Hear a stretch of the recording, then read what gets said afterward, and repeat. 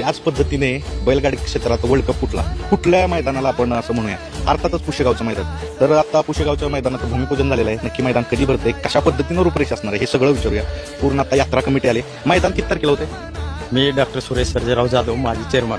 या ठिकाणी ब्रह्मलीन सेवागिरी महाराजांचा 78वी यात्रा या वेळेला भरत आहे आणि त्यानिमित्त बैलगाड्या शर्यती 16 डिसेंबरला आहेत आणि त्याचं आज या ठिकाणी फाटीचं पूजन झालेलं आहे.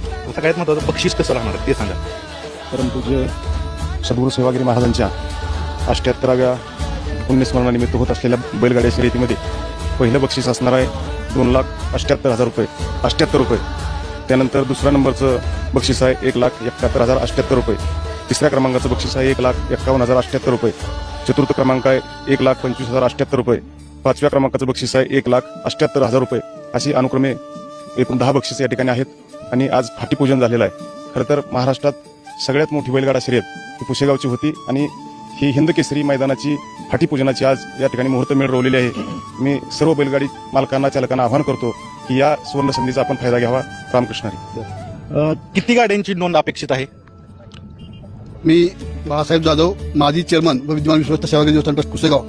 या वर्षीच्या या हिंद केसरी आखाड्यामध्ये या मैदानावरती साधारणपणे 1201 गाड्यांची नोंद आम्ही घेणार आहे आणि त्याची नोंद 7 तारखेपासून आम्ही चालू करणार. त्याची मुदत आहे 7 तारखेपासून 14 तारखेपर्यंत. ज्या दिवशी 1201 गाड्यांची नोंद होईल त्या दिवशी आम्ही ही नोंद बंद करणार.